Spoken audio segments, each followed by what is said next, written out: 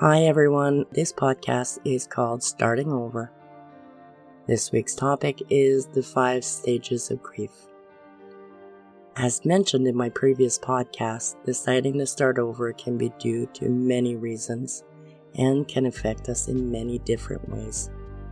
It can be triggered by the fact that a meaningful relationship has ended, or the death of a loved one, the loss of our job, health issues suddenly appearing or getting worse, etc. No matter what you're going through, the challenge itself will require a lot of courage from the person before he or she can decide that starting over is an option, and before that can happen, the person normally goes through what is commonly known as the 5 stages of grief, which I like to call the 5 stages of healing. If you don't know what the 5 stages of healing are, let me define them for you. The 5 stages of healing are defined by a series of emotions, such as denial, anger, negotiation, depression, and acceptance. Now please keep in mind that grief can come in many forms and for different reasons. Everyone from all walks of life and across cultures experience loss and grief at some point in their life, and not everyone goes through it the same way, nor do they navigate through it in the same time frame. As you probably have guessed, there are no right or wrong feeling regarding a loss. Some people will experience all the stages of grief, while others may not have any. Some people may go back and forth from one stage to another, which is totally alright. I don't know what has happened to you to make you go through the stages of healing and make you decide to start over, but in my case, it's related to health issues, which caught me by surprise. I thought I was doing well, meaning I thought I was healthy, and then all of a sudden my health went out the window, which led me to have to reinvent myself and my life.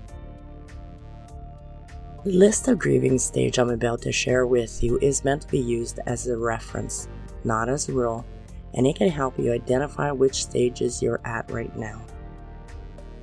The first stage is denial.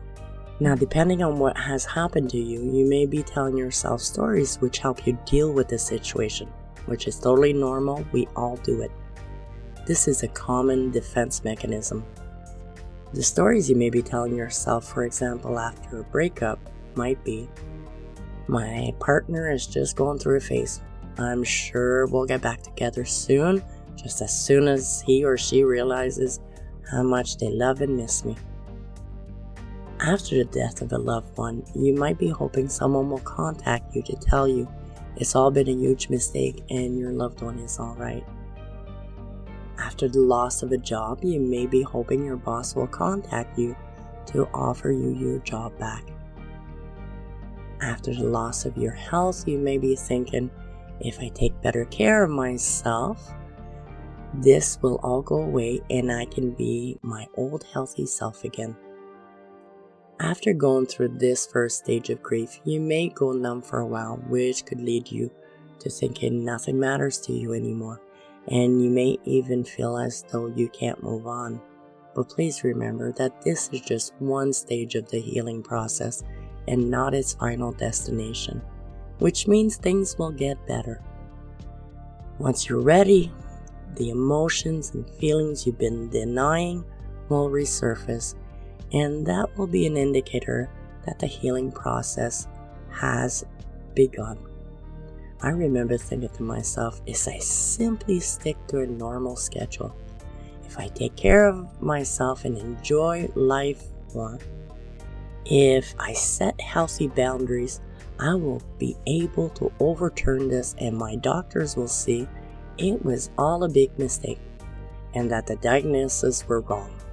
The second stage of healing is anger.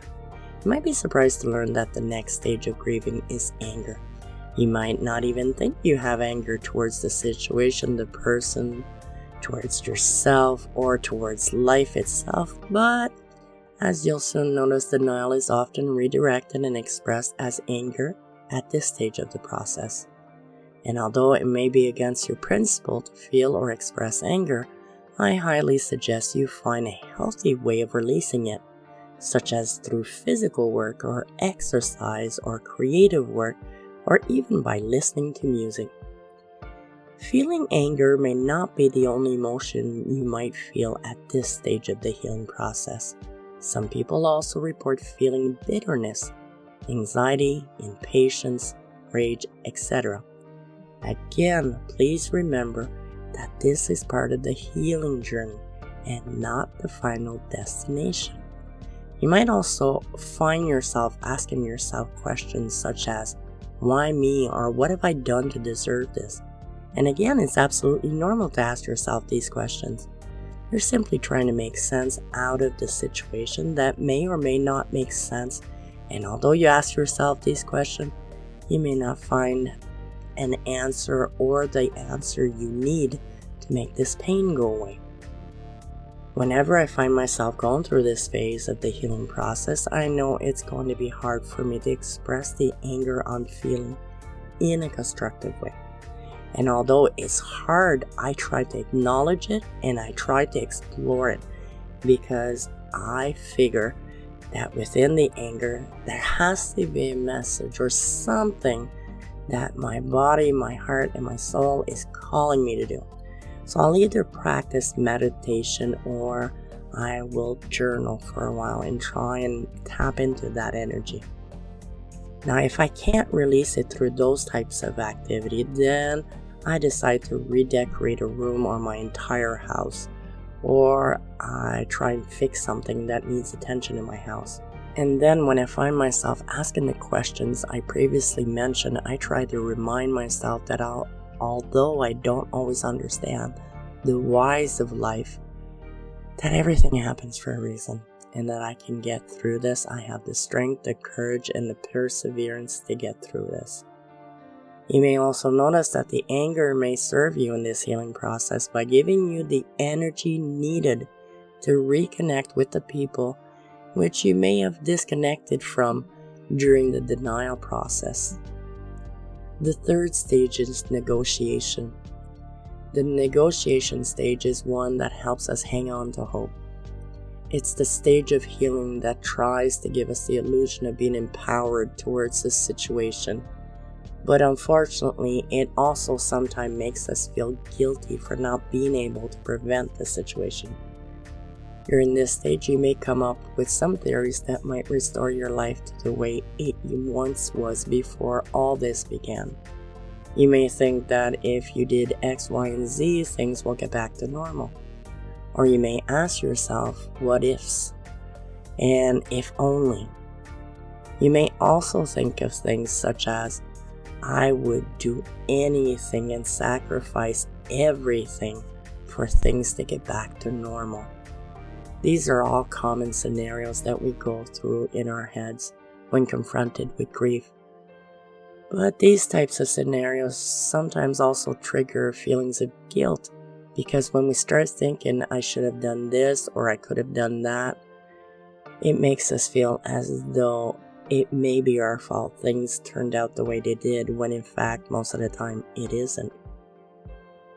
I remember trying to negotiate with my body and life at one point, and thinking such things as, if you allow me to be healthy again, I swear I will help other people better, or I swear I will take better care of myself. Although trying to negotiate your way out of this situation is very common during this phase of the healing process and can help you see the situation differently, they rarely change what has happened. The fourth stage is depression. Just like the other stages, depression can be felt throughout this stage of the healing process, and there is no right or wrong way to go about it, nor is there a deadline to overcome it. Although in some cases depression can be considered a mental health condition, in this situation it is part of the healing process. I guess you could define it as going through immense pressure, which is finally being released and which is helping you to gradually start realizing what has happened before you can move on.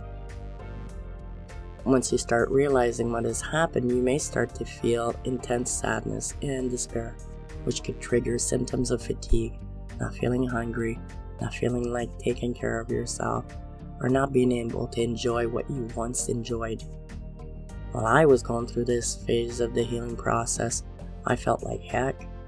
I didn't have any energy, I wasn't hungry, my sleep pattern was off, I didn't even want to shower nor get dressed in the morning. I felt so sad at the idea of being sick for the rest of my life. I didn't see the purpose of getting up in the morning. I couldn't imagine that things would get better, nor that I would ever feel good again. But I was wrong. I know that this stage of the healing process may feel overwhelming, but please keep in mind that it's temporary. Things will get back on track. The 5th stage is acceptance. Many people confuse this stage of the healing process as the person realizing that everything that has happened to them is okay, but that isn't the case. Because odds are it will never feel as though it's okay to have gone through the life change you were confronted to. Acceptance simply means that you are acknowledging the loss you've experienced, that you're learning to live with it, and that you're readjusting your life accordingly. For myself, learning to accept my life would never be the same again was a long process filled with inner battle, which led me to see that 1, life will never be the same again, but it doesn't mean it has to be miserable, so it can be good. 2, I can't do what I used to do, but that doesn't mean I can't learn to do new things. And 3, by adjusting my perception of what I used to think life was about to what it is now, I'm able to create the lifestyle that suits me now.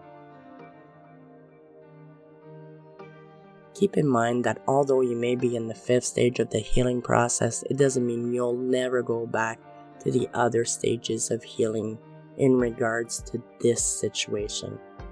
But in time, you may find yourself being released from it and really being totally at peace with it.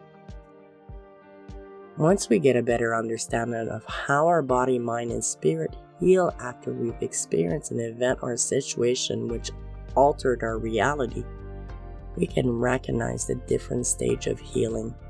It then becomes possible to start thinking about starting over.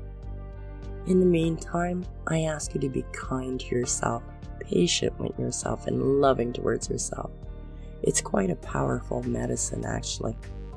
Until next time, I wish you a fantastic week filled with many reasons to be thankful and with all sorts of positive opportunity on your path.